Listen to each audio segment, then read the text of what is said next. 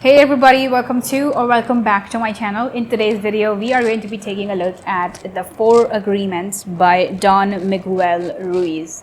Forgive me if I just butchered the name because I don't know how to pronounce it. So it's basically a self-help book. It says it's a wisdom book, so it imparts wisdom. The book is really easy and the language used is also super easy to understand. Not only that, the concepts that are talked about in the book are explained in a really easy to understand way as well. Now, this book is great if you are looking to make positive changes in your life. If you are a beginner or if you want things to be simplified and put in your mind, then this book is for you because it just does that. I see quite often people criticizing a non-fiction or a self-help book on the basis of it being really simple or it being like really easy to understand, or I don't know, for being cheesy. Yes, I understand. I have read cheesy self-help books and I have read books that just didn't make any sense because they were, I don't know, written for what audience. But for the most part, if you are reading a self-help book to make positive changes in your life or to change your life to the better,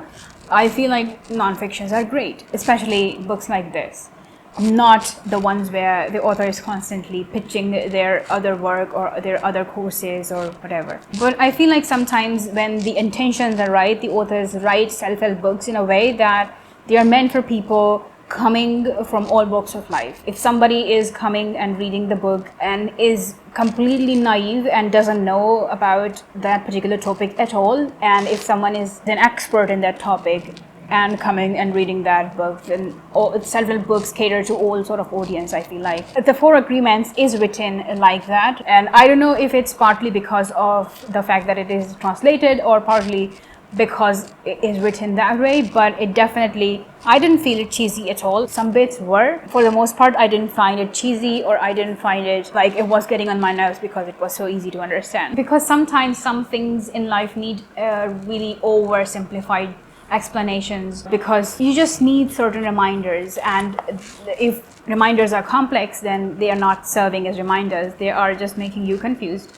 So I feel like this book did justice to what it says that it will impart. So the book is basically about these 4 agreements that the author says if we make in our lives, then we will make our lives like heaven or make our lives better. And the 4 agreements are: number 1 is be impeccable with your word, number 2 is don't make assumptions, number 3 is don't take anything personally, and number 4 is always do your best. These 4 agreements are obviously really self-explanatory, but despite that, the author has really taken his time to explain all of the things and how we do injustice against ourselves by holding ourselves responsible over and over again to a mistake that we had done in the past. And like, it is stuck with me because obviously I am a human, not a robot, and I have the tendency to overthink my embarrassments and overthink my mistakes over and over again and sort of punish myself. I become really harsh with myself, and it's true when they say that, you know, we are our worst critics. And honestly speaking, no one talks to us in a way that we talk to us. To read from the book itself, it says, in your whole life, nobody has ever abused you more than you have abused yourself, which is so true. He asks us to use our words in a positive way, in a way that we are not hurting other people and we are not hurting ourselves as well. To use kind words to ourselves and to use kind words to other people, because words have unimaginable type and kind of power to them, and we don't realize this when we are speaking to other people, when we are talking to other people. This one thing he says which completely like changed my perspective to how we normally look at the conversations and at how other people treat us. Sometimes when we are like minding our own business, sometimes people hurt us and it just like completely baffles us because we haven't done anything wrong to them. But then he says, if I see you in the street and I call you stupid, it appears that I am using the word against you. But really, I am using my word against myself, because you are going to hate me for this and you're hating me is not good for me. Therefore, if I get angry and with my words send all that emotional poison to you, I am using the word against myself. It is kind of putting yourself at the center stage and thinking that everything revolves around me, and like if I say something bad to somebody, then they are going to hate me, and I am like using the word against myself. But on the other hand, it is a reality that if you use your words against yourself a lot, then you will obviously have a line of haters surrounding you, and that is not good either for your mental health and neither for your own safety, I guess. One thing that I really liked was the fact that the author has not only explained these agreements, he has also talked about how we can better our lives and better ourselves in using correct words and not making assumptions and doing our best and not taking things personally. And it was such a breath of fresh air, because most of the times authors don't take out the time to explain solutions as well. Moving on to agreement number 2, don't take things personally. I'm going to read you some lines. It says, all people live in their own dream, in their own mind. They are in a completely different world from the one we live in. When we take something personally, we make the assumption that they know what is in our world, and we try to impose our world on their world.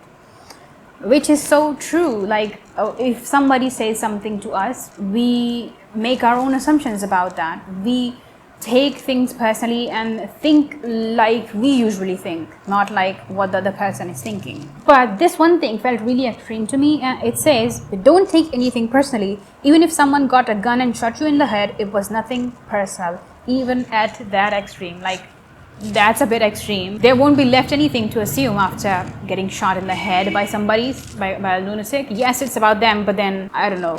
It just kind of felt extreme. Okay, moving on to the third agreement, which is don't make assumptions. He says, the problem with making assumptions is that we believe they are the truth, which is so true, because oftentimes when we are making assumptions, we don't know the story of the other party. We make assumptions because we are afraid to ask for clarification. We make assumptions and believe we are right about the assumptions.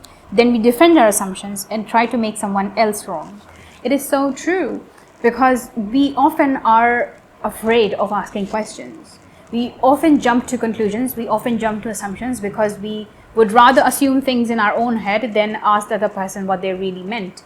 We are a generation, or we are a people who like to assume things instead of having a proper communication. We lack in communication. We are always miscommunicating with each other, and because of that, it creates a lot of assumptions, and because of those assumptions, we are leading lives that are not fulfilling, that are always like constricting, and it feels as if we are not breathing properly. And the final assumption is always do your best. It's pretty self-explanatory. I don't need to explain it, but everything is alive and changing all the time. So your best will sometimes be high quality, and other times it will not be as good, which is so true, because we are not at the top of our health all the time. We are not at the top of our emotions all the time. Sometimes we let go of our emotions, and sometimes we are not feeling healthy. We are not feeling good about ourselves. Sometimes something has irked us the wrong way, and it just, we are not feeling the best. So our best, if we plan to do our best could look different on each day. But what matters the most is that we are doing the best that we can. We are using our full potentials. We are doing everything in our power to dedicate and focus ourselves on doing a particular thing to the best of our abilities. So that's the gist of the 4 agreements. The author has obviously written a lot of other books, so if you're interested in checking those out, I will put the links to that in the description of this video. Some of them haven't been translated in English, but most of them have been. I want to take this entire thing, the 4 agreements, to a little bit of a different perspective. As a Muslim, I have heard all of these things growing up. I have always heard these things. I have always read these things, because these things are something that my Lord wants from me. Allah subhanahu wa ta'ala has told these things, some of these things in the Quran itself. He says not to make assumptions about other people. Oftentimes he reiterates that we need to be kinder to ourselves, because He's our creator and He has made everybody with love. So we need to be kinder to ourselves in using the words. So many times, and He has put so much emphasis on not jumping to conclusions and assuming things about other people, or even about a conversation that we are having. And to do our best in whatever we are doing is our duty as a Muslim. So I could, as a Muslim, relate to a lot of these things, but it was nice to read it from a different perspective. It was nice to read it in a really simplified form, and also it was nice to read it in a way that was really clear. because no matter how many times you read these things, and no matter how many times you try to ingrain these things in your brain and try to incorporate in your life, you always need reminder for these things. So I would highly recommend this book if you want to make some positive changes in your life, because it just gives you such a open outlook to the world that we are living in. And not only that, it urges you to do your best in every situation and to change your life for the better. I have given this book 4 out of 5 on Goodreads, and I am giving it here as well. With that note, we have come to the end of this video. If you like the video, make sure to give it a thumbs up. If you like to add anything else, please pop it in the comments below. If you haven't subscribed to my channel, please do so. If you want to follow me on my socials, the links are in the description. And I will see you guys really soon, inshallah. Till then, take care. God bless you. Assalamu alaikum. Bye.